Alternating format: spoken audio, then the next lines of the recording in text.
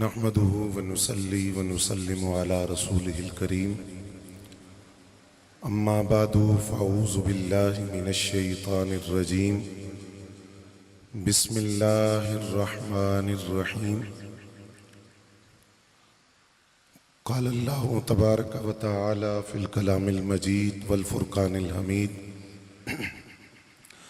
ان اللہ مع الصابرین قال النبی صلی اللہ علیہ وسلم الحسن والحسین سیدا شباب اہل الجنہ صدق اللہ مولانا العظیم وصدق رسولہ النبی الکریم ونحن علی ذلک لمن الشاہدین والشاکرین والحمد للہ رب العالمین الصلاة والسلام علیک یا رسول اللہ وعلى آلك وأصحابك يا حبيب الله الصلاة والسلام عليك يا رسول الله وعلى آلك وأصحابك يا حبيب الله الصلاة والسلام عليك يا رسول الله وعلى آلك وأصحابك يا حبيب الله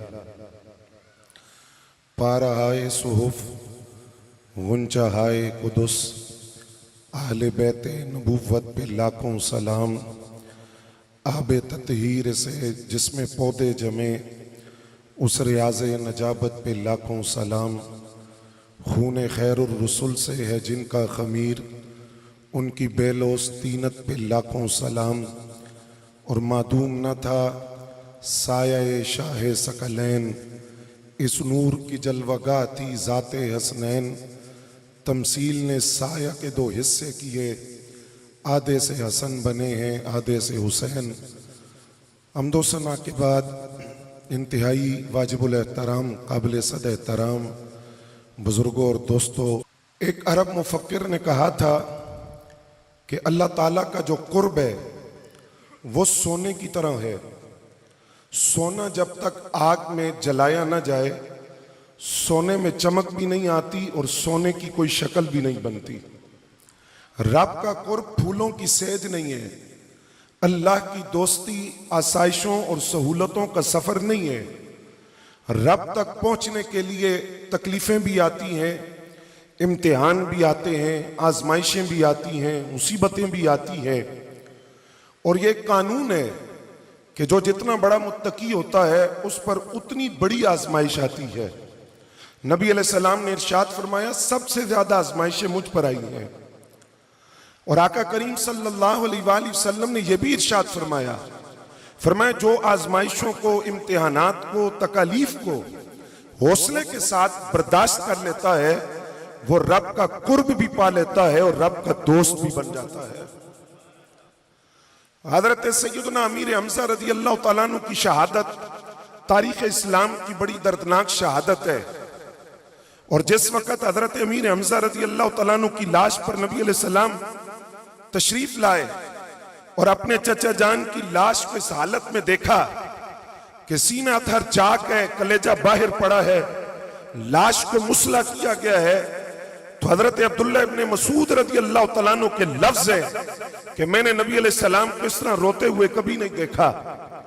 آقا کریم صلی اللہ علیہ وآلہ وسلم نے ارشاد فرمایا اگر مجھے اپنی پھپھی جان حضرت صفیہ کا خیال نہ ہوتا تو میں حضرت امیر حمزہ رضی اللہ تعالیٰ عنہ کی لاش کو دفنانے میں جلدی نہ کرتا تاکہ پرندے آتے حضرت امیر حمزہ کے جسم سے گوشت کو نوچتے، اس گوشت کو کھاتے، اس طرح حضرت امیر حمزہ اللہ تعالیٰ کی بارگاہ میں پیش کیے جاتے تو ان کے درجے اور بلند ہوتے کہ جس تکلیف کو انہوں نے برداشت کیا، جس درد کو انہوں نے برداشت کیا، پھر آزمائشوں کے ایک اصول قرآن نے دیا کہ کبھی بھوک کی آزمائش آتی ہے، کبھی پیاس کی، کبھی مال کی کمی کی، کبھی جان کی کمی کی، کبھی پھلوں کی کمی کی آزمائش آتی ہے، لیکن حضرات گرامی قدر جتنی کربلا کی تاریخ میں نے پڑھی ہے، کربلا کا واقعہ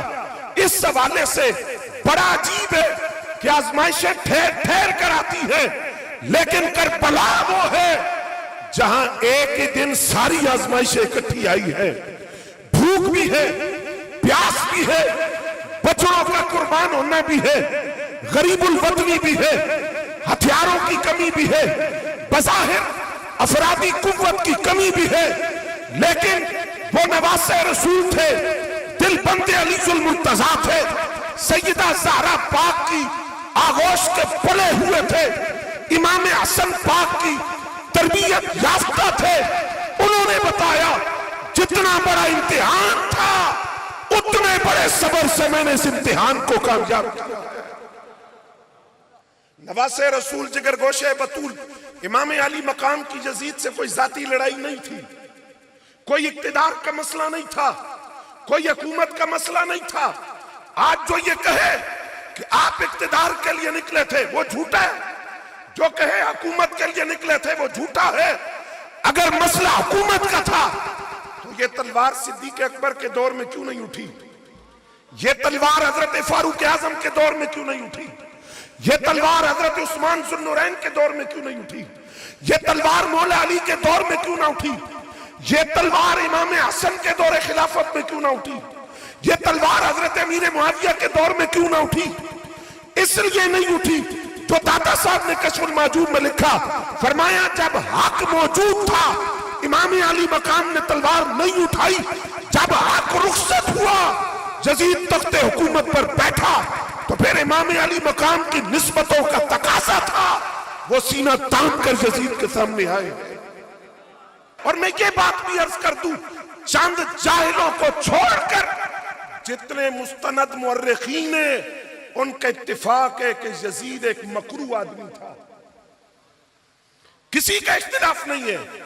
चंद जाहिलों के जो आज मेंढक की तरह निकले और उन्होंने कहा इमाम अली मकाम ने बगावत नहीं की, बगावत नहीं की, बल्कि इमाम अली मकाम का एक जुमला जो पूरी करबला का फलसफा भी है और करबला की बुनियाद भी है।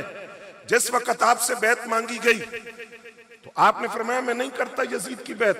क्यों? फरमाया मुझ जैसा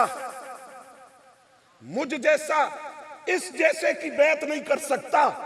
कहां उसका तकवा, कहां मेरा तकवा, कहां उसका फजल, कहां मेरा फजल, कहां उसका शर्फ, कहां मेरा शर्फ, कहां उसकी इबादत है, कहां मेरी इबादत है, कहां उसका हौसला, कहां मेरा हौसला। मुझ जैसा इस जैसे की बैत नहीं कर सकता। आज लोग कहते हैं करबला वादिये नैनवा से शुरू हुई, वादिये तिफ जिसको वादिये करबला कहते हैं वहां से शुरू हुई ना, करबला की दास्तान मदीने से शुरू होती है। मैं आपसे सवाल करता हूं, बताइए मदीना छोड़ना आसान है? आप या मैं 10 दिन मदीना तैयबा रहे, वापसी पर लगता है पता नहीं हमारा शहर ही यही है, यहीं पैदा हुए, यहीं रहे। इतनी उल्फत, इतनी उल्फत शहर नबी से। मदीना छोड़ना आसान है ये कोई मौलाना जामी से पूछे। तनम फरसूदा जहां पारा जे हिजरा या रसूल अल्लाह, दिलम पई मुर्दा आवारा जे इसया या रसूल अल्लाह। ये मौलाना जामी से कोई पूछे नसीमा जानिबे बधा गुजर कुन जे अहवालम मुहम्मद रा खबर कुन। आज हम मदीना नहीं छोड़ सकते तो वो इमाम अली मकाम जिनके नाना की यादें मदीना में थी, जिनकी वालिदा की यादें मदीना में थी, जिनके बाबा की यादें मदीना में थी और जिनके भाई इमाम हसन मुज्तबा की यादें मदीना में थी। सवाल यह भी है कि सिर्फ इमाम अली मकाम ही क्यों निकले? आप ही क्यों निकले? इसलिए निकले कि उनकी निस्बतों का तकाजा था। वो जिन निस्बतों के हामिल थे उन निस्बतों का तकाजा था।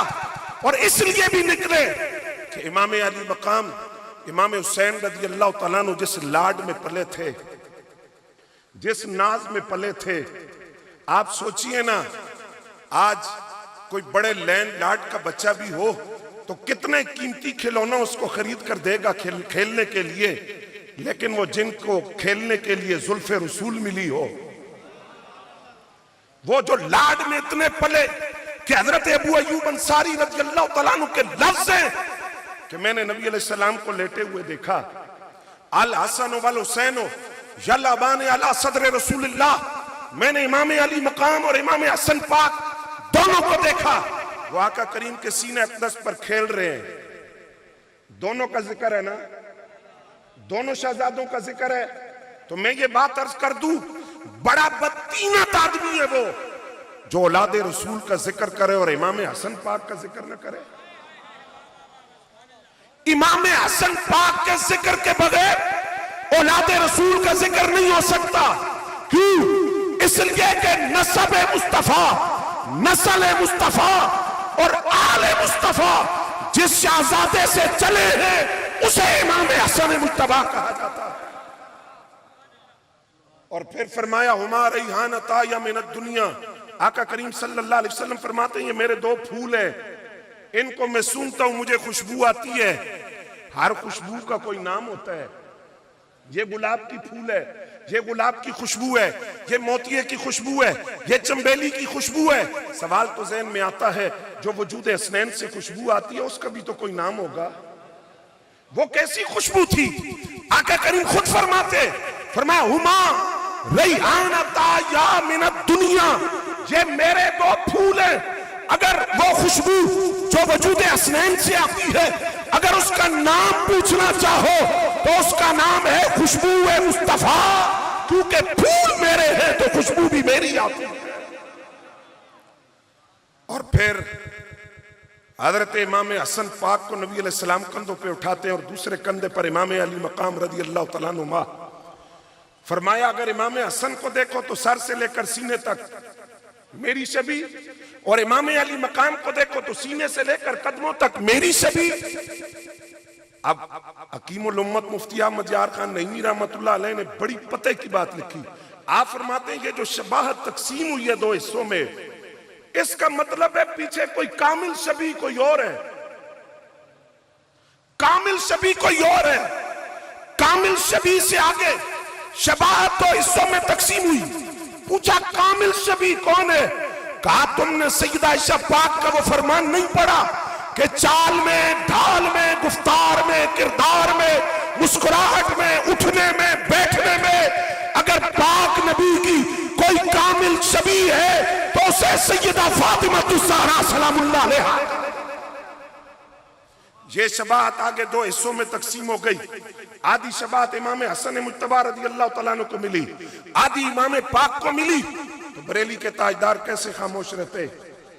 آپ فرماتے معدوم نہ تھا سایہ شاہ ثقلین، اس نور کی جلوگاہ تھی ذات حسنین. کہا یہ نہ کہو سایہ نہیں تھا، آقا کریم کا سایہ تھا، لیکن چاندنی راتوں میں کبھی کسی نے زمین پہ نہیں دیکھا، دھوپ میں کبھی کسی نے زمین پہ نہیں دیکھا. سایہ تھا تو کہاں تھا؟ فرمایا تمثیل نے اس سایہ کے دو حصے کیے، آدھے سے حسن بنے آدھے سے حسین. فرمایا وہ سایہ مصطفیٰ دو حصوں میں تقسیم ہوا، آدھے سایہ مصطفیٰ سے امام حسن پاک بنے ہیں، آدھے سے امام علی مقام امام حسین پاک بنے. اس لاڈ اور نسبتوں کا تقاضا تھا کہ آپ میدان کربلا میں آتے. آج وہ بندہ جھوٹا ہے جو یہ کہے کہ وہ مجبور تھے، جو یہ کہے کہ وہ بے بس تھے، جو یہ کہے کہ وہ بھوک کی وجہ سے مجبور تھے، پیاس کی وجہ سے مجبور تھے. رب کعبہ کی قسم کوئی مجبوری نہیں تھی، کوئی بے بسی نہیں تھی. کیوں؟ پانی کا مسئلہ تو ساقی کوثر کے نواسے ہیں، کھانے کا مسئلہ تو زمانہ پلتے ہی ان کے ٹکڑوں پہ تھا. غریب الوطنی تو کوئی پہلی مرتبہ تو نہیں تھا، شہادت ہے تو وہ اس خاندان کا دستور تھا. لیکن ایک سوال ضرور ہے یار، وہ کون سا حوصلہ تھا جو امام علی مقام میں تھا؟ فرد واحد ہے، 6 ماہ کا بچہ ہاتھوں میں قربان ہو گیا. جوان بیٹا نظر کے سامنے چلا جائے، میرا کہنا آسان ہے، جوان بیٹا شبیہ مصطفیٰ حضرت علی اکبر رضی اللہ تعالیٰ عنہ نگاہوں کے سامنے شہید ہوئے. امام حسن پاک کے ساتھ زادے حضرت قاسم بن حسن شہید ہوئے. سیدہ زینب بنت علی المرتضیٰ رضی اللہ تعالیٰ عنہ ماں کے 2 لخت جگر نگاہوں کے سامنے شہید ہوئے. اور پھر امام علی مقام کے اپنے بھائی حضرت ابو بکر بن علی، حضرت عمر بن علی، حضرت عثمان بن علی نگاہوں کے سامنے شہید ہوئے. اپنے بھائی رخصت ہوئے، حضرت عباس شہید ہوئے.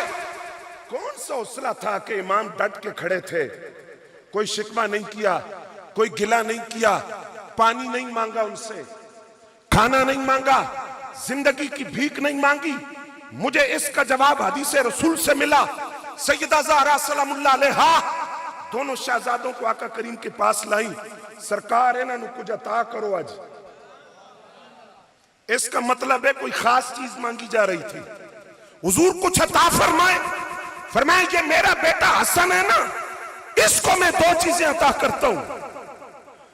فَلَهُ هَيْبَتِي وَسُوْطَتِي, فرمایا میرا روب, میرا وقار, میرا دبدبہ, میرا جلال اس کا وارث امام حسن پاک, وَسُوْطَتِي اور میری سرداری کا وارث امام حسن مجتبیٰ ہے. وَأَمَّا الْحُسَيْنُ فَلَهُ جُرَّتِي وَجُودِي, فرمایا یہ جو میرے بیٹے امام حسین پاک ہیں یہ میری جرت کے بھی وارث ہے اور میری سخاوت کے بھی وارث ہے. تو اس حدیث سے جواب ملا. بچڑے قربان کر کے خیموں میں بیویاں دیکھ کر, پیاس اور بھوک کو سامنے دیکھ کر, فرد واحد جس کو حسین ابن علی کہتے ہیں وہ ڈٹا ہوا تھا. پتہ ہے مسئلہ کیا تھا؟ میدان کربلا میں اکیلے حسین ابن علی تو نہیں ہے, وہ اپنے نانا کی جرتوں کا وارث بھی تو کھڑا ہے. اگر کوئی شکوہ زبان پر آتا تو انگلیاں اٹھتی جرت رسول پر. یہ تو وارث نبی علیہ السلام کی جرتوں کے. آج بعد لوگوں کو یہ بھی تکلیف ہوئی کہ مولا علی نے مدد کیوں نہیں کی اور سیدہ پاک نے مدد کیوں نہیں کی. تو تم تو کہتے ہو تمہارا عقیدہ ہے وہ مشکل کشا ہیں. ہاں بالکل ہمارا عقیدہ ہے کہ وہ مشکل کشا ہیں, وہ اللہ کے حکم سے حاجت روا ہیں, وہ مصیبتوں کو دور کرتے, غموں کو دور کرتے, رنجوں کو دور کرتے. سوال پھر وہی, اگر مشکل کشا ہیں تو مدد کیوں نہیں کی؟ مدد اس کی جاتی ہے جو مصیبت میں ہو. کون سی مصیبت تھی؟ کون سی لاچاری تھی؟